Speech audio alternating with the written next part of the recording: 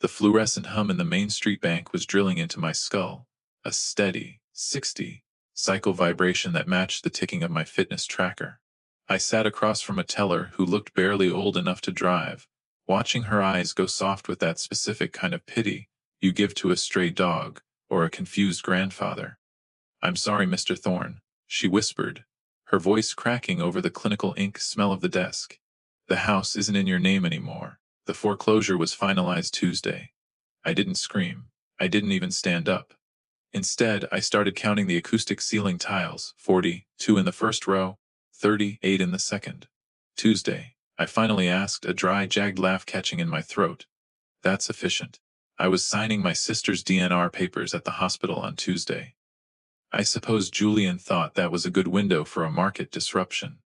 Before I tell you how my own son-in-law used a forged power of attorney to dismantle my life, while I was holding my sister's hand, please hit that like button and subscribe to Familix's Revenge. It really helps me share these raw accounts of family betrayal.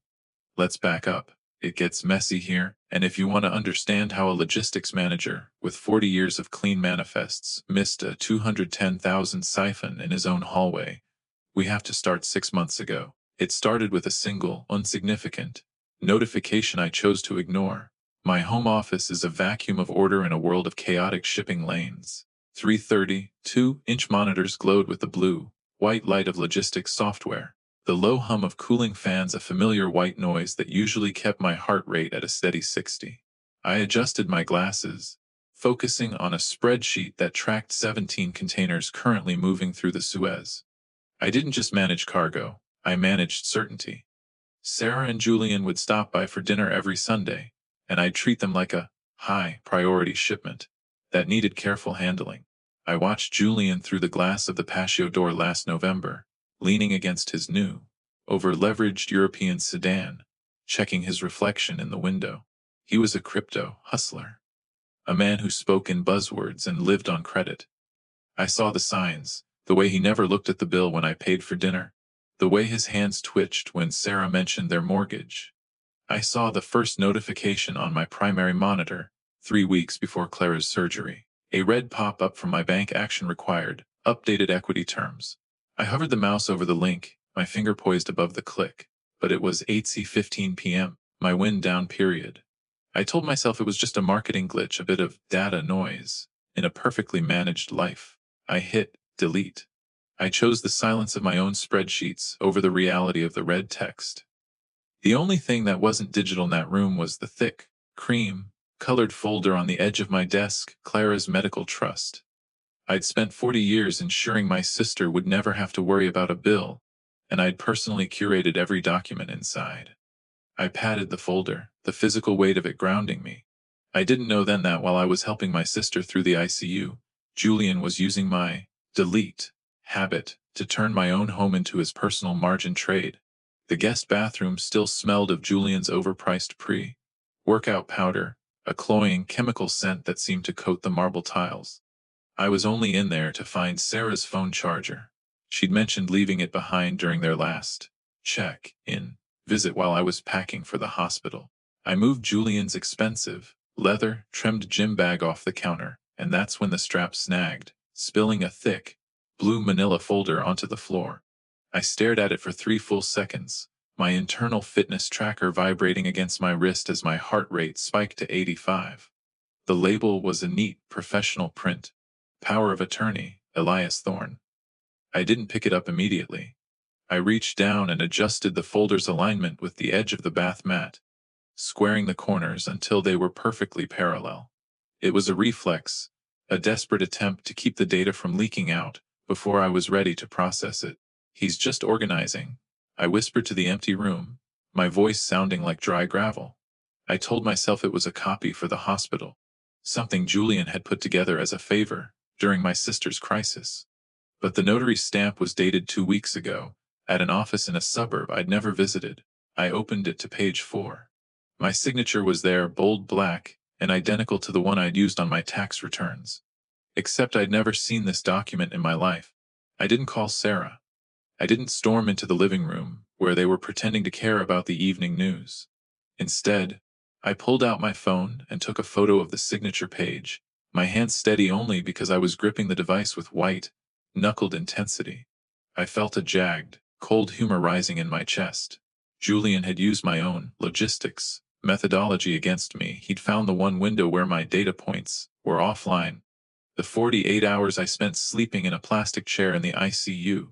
I tucked the folder back into the bag, making sure the zipper was exactly halfway closed.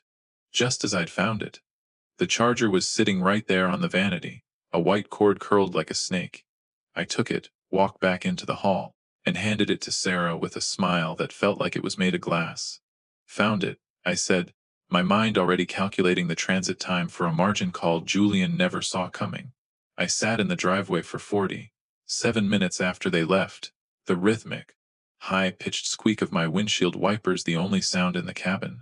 The rain was heavy, a gray curtain that turned my perfectly manicured lawn into a blur of green and black. I looked at the house, the three-car garage, the smart security sensors glowing red under the eaves, and realized it wasn't mine. It was just an asset Julian had successfully liquidated while I was busy auditing the Suez Canal. I adjusted my seat height by 2 inches, a small, pathetic attempt at comfort while my world fell apart. My fitness tracker buzzed a sharp, high-stress notification that I silenced without looking. I pulled up the banking app one last time, stared at the 210,000 hole in my equity, and then I did something I'd never done in my professional life. I hit uninstall. I deleted the dashboard. I gave up. Status system failure. I whispered to the foggy dashboard, a jagged, hollow laugh escaping my throat. I wasn't a manager anymore. I was a 62-year-old man who had been outmaneuvered by a kid who wears loafers without socks. I leaned my head against the cold leather steering wheel, listening to the rain hit the sunroof. I wasn't planning a rescue operation. I was just waiting for the lights to go out. I traded the sanctuary of my car for the sanitized, dust, heavy air of the public library's 4th floor. I didn't want to be at home, where every smart light and sensor felt like it was reporting my movements back to Julian's phone.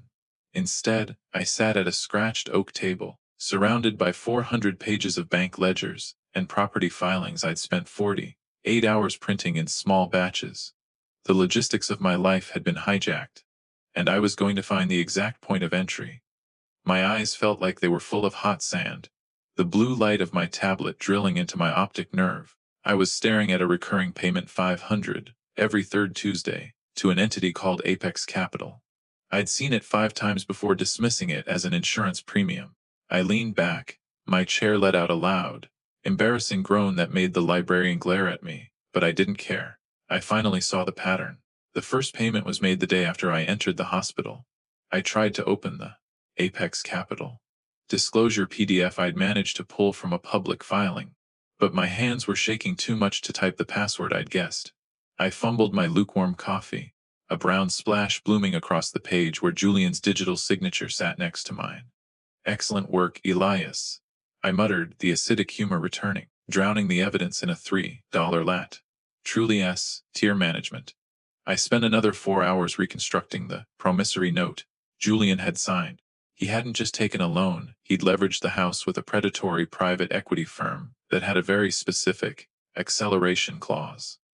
If the borrower committed a felony, like power of attorney fraud, the entire 210,000 became due immediately.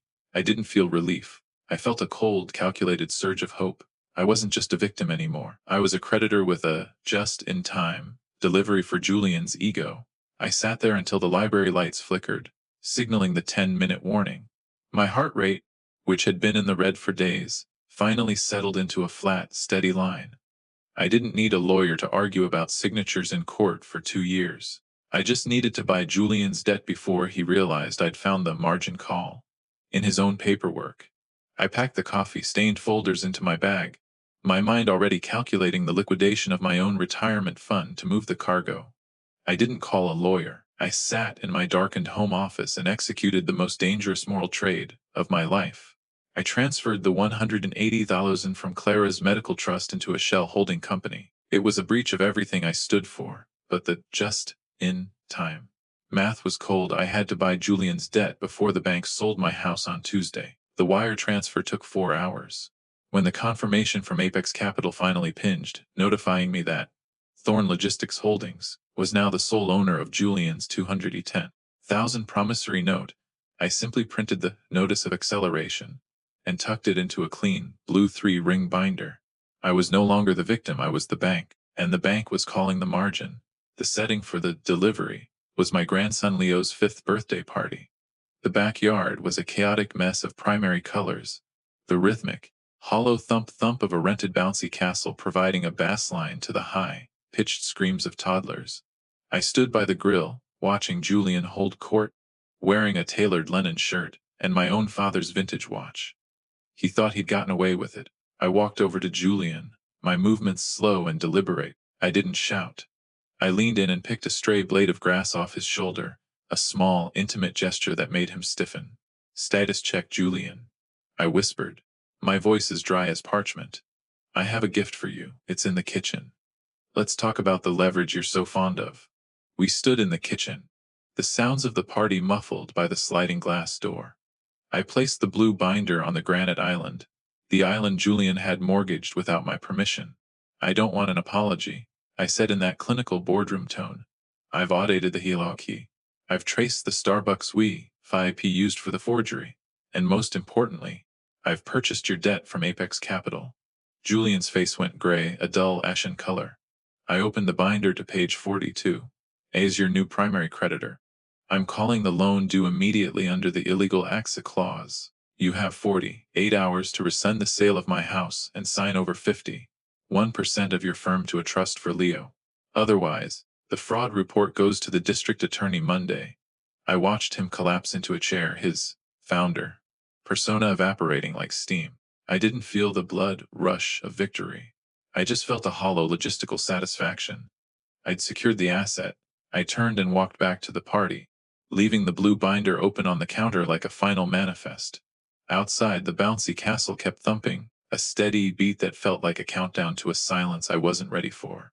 The house was quiet when I returned, an absolute, pressurized silence. I sat at my desk and opened the assets folder. The rescission of sale was a PDF now, a digital proof that the house was mine. I'd moved the money back into Clara's trust with a 5% interest penalty paid out of my pocket. On paper, every manifest was balanced. Every shipment was accounted for. Sarah hadn't called in 3 weeks. The last time I saw her, she was throwing Leo's toys into her SUV. "You didn't do this for me, Dad," she'd said, her voice making my heart rate monitor alarm go off. "You did it because you couldn't stand losing a trade." I watched her drive away, realized I'd secured the building but lost the tenants. I've started a small garden in the backyard, near where the bouncy castle used to sit. It's a mess of dirt and unpredictable growth, a system that doesn't care about my spreadsheets. Sometimes I just stand there with the hose, wondering if I'll ever be efficient enough to grow back a daughter's trust. I sat in my office tonight, the smart lights dimming to my preferred focus setting automatically. I looked at the blue binder on the shelf, then at the empty Sarah tab on my monitor. I'm 62, I'm debt-free, and I'm the sole manager of a perfectly empty kingdom. I saved the asset, but I'm still trying to figure out if the cargo was worth the wreck. If this story touched you or made you think about the real cost of justice, I'd really appreciate a like and subscribe to Familix's Revenge. It helps me continue sharing these real, complex family experiences. Thanks for listening.